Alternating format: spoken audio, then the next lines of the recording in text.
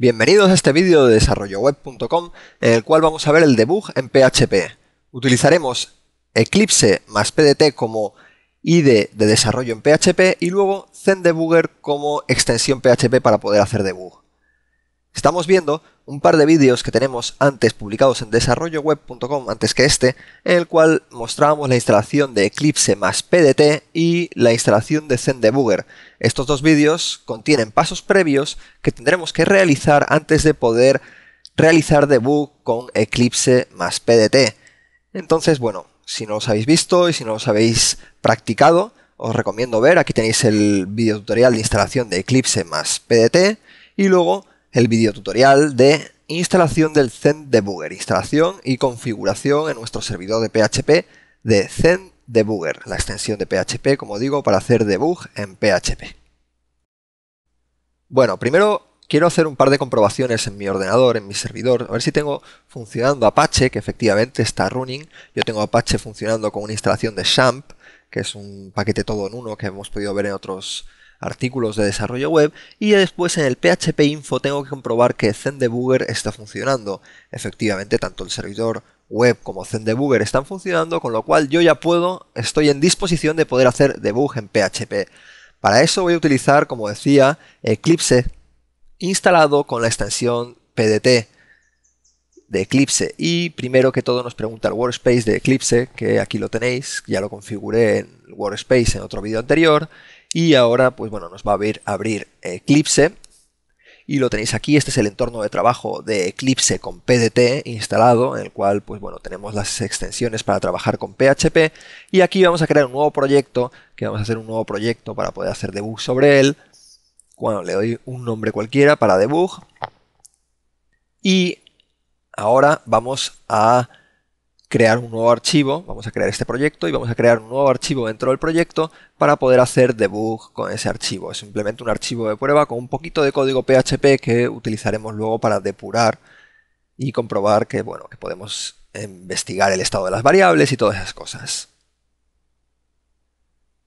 El archivo que creo se llama index.php y bueno, Eclipse me lo va a crear aquí y me pone aquí ya para que yo pueda escribir código. ¿De acuerdo? Voy a poner simplemente un código de prueba ahora, que bueno, no sirve para mucho, pero que nos va a servir para hacer el debug en PHP. Defino una variable hola, o sea, una variable var con el contenido del string hola, y bueno, aquí voy a mostrar un eco de esa variable que acabo de crear, simplemente para que aparezca por la pantalla. Y ahora vamos a crear, o mejor dicho, a configurar el espacio de ejecución que vamos a trabajar para este proyecto dentro de PDT. Y ahora, aquí dándole un doble clic a PHP Web Page, aquí aparece New Configuration, ¿de acuerdo? Y aquí podemos seleccionar, por ejemplo, el archivo que queremos utilizar para la configuración, dándole aquí a Browse. Yo puedo seleccionar en mi proyecto el index.php, que es el archivo que acabo de crear. Y luego tenemos que indicar la URL a la que Eclipse se tiene que conectar para mostrar esta página web. Si acabásemos de instalar Eclipse o estuviese indicada esta opción de autogenerate, tendríamos que indicar luego el workspace o el espacio de trabajo que habíamos iniciado, con el que habíamos iniciado el Eclipse. ¿Veis? Aquí hay que poner workspace Eclipse, que es el espacio de trabajo que yo indiqué al iniciar la ejecución de Eclipse. Y ese espacio de trabajo yo lo había creado, o Eclipse, si no se ha creado inicialmente en otros proyectos, Eclipse lo crea directamente al indicar el workspace que vamos a trabajar. Y aquí podéis ver cómo workspace Eclipse está dentro de la carpeta de publicación de mi servidor web en XAMPP, y dentro de workspace para Eclipse está el proyecto para debugger, y dentro de para debugger está el index.php que acabo de crear. De acuerdo, entonces la URL a la que Eclipse se tiene que conectar para mostrar la ejecución de este proyecto es esta de aquí. Le doy a Run y podéis ver cómo aparece hola, que es el mensaje o la variable, el contenido de la variable que estábamos mostrando por echo, y bueno, está funcionando bien. Ahora lo que podemos hacer es establecer puntos de ruptura, dándole un doble clic a ese número 2, en la línea que nosotros queremos hacer el punto de ruptura, y dándole aquí hacemos el debug de PHP. Al entrar en el estado de debug o en el momento de debug, aquí nos aparece un mensaje que nos dice que tenemos que entrar en la perspectiva de debug. Le decimos que sí, y ahora esta es la perspectiva de PDT en la que nos permite hacer debug, y aquí veis cómo él se ha detenido en ese momento, en esa línea de código donde estábamos creando esa variable hola. Aquí en este otro lado podéis ver las variables del sistema o las variables que tenemos en PHP, que ahora en principio solo aparecen variables de sistema. ¿De acuerdo? Esos son los contenidos de las variables de PHP, y aquí podéis ver que yo puedo establecer nuevos puntos de ruptura directamente en el código, y dándole a resume voy al siguiente punto de ruptura.